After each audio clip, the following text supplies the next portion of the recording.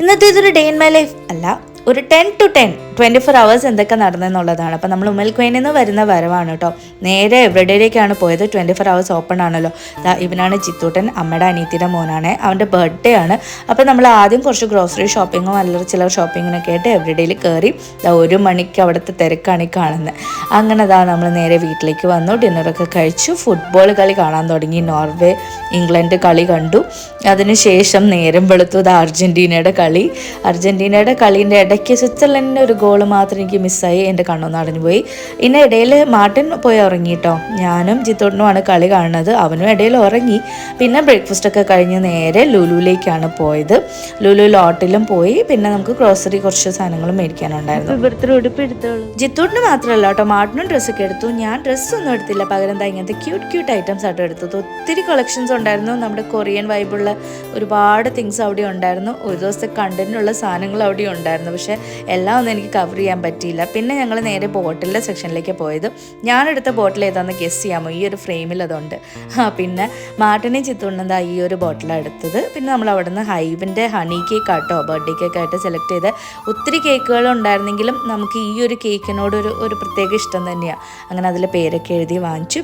പിന്നെ അവിടെ ഒരു അത്തറും വാങ്ങിച്ചു. പിന്നെ ഗോൾഡൻ ടൈം എന്ന് പറഞ്ഞ ഒരു വാച്ചിൻ്റെ ഷോപ്പിൽ കയറി.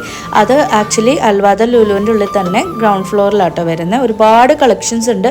buy 2 for 100, buy 1 get 1, അങ്ങനെ ഒരുപാട് ഓഫേഴ്സും അവരിട്ടിട്ടുണ്ടായിരുന്നു. അങ്ങനെ കുറച്ച് വാച്ചും വാങ്ങിച്ചു. അവരായിട്ട് നല്ല കമ്പനി ആയിരുന്നു കേട്ടോ. അങ്ങനെ അവരോട് ബൈ ഒക്കെ പറഞ്ഞ് നേരെ നമ്മൾ സുനീസിലേക്കാട്ടോ പോയത്, പുത്തീനയിൽ. അവിടെ നമ്മൾ ഓൾറെഡി ഫുഡ് ഓർഡർ ചെയ്തിട്ടുണ്ടായിരുന്നു. അങ്ങനെ അതും പിക്ക് ചെയ്ത് വീട്ടിൽ വന്ന് കഴിച്ചു. പിന്നെ അവരൊന്ന് മയങ്ങി. ഞാൻ വീഡിയോ എഡിറ്റ് ചെയ്യാൻ പോയി.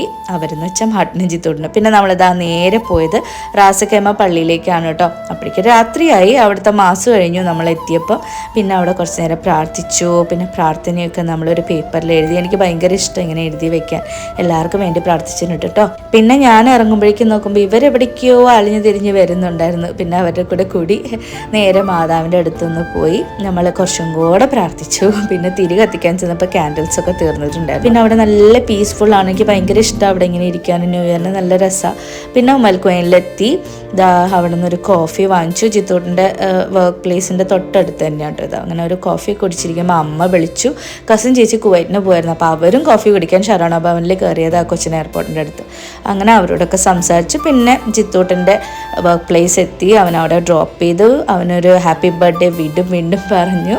അങ്ങനെ 10 മണിയായപ്പോഴേക്കും നമ്മൾ തിരിച്ച് വീടെത്തി. ഒരു 24 hours നമ്മൾ എന്തൊക്കെ ചെയ്തു എന്നുള്ളതായിരുന്നു ഇന്നത്തെ വീഡിയോ. ഇങ്ങനത്തെ വീഡിയോസ് ഇഷ്ടപ്പെടുകയാണെങ്കിൽ ലൈക്ക്, ഷെയർ ആൻഡ് സബ്സ്ക്രൈബ്. അപ്പോൾ അടുത്ത വീഡിയോയിൽ കാണാം. ബൈ.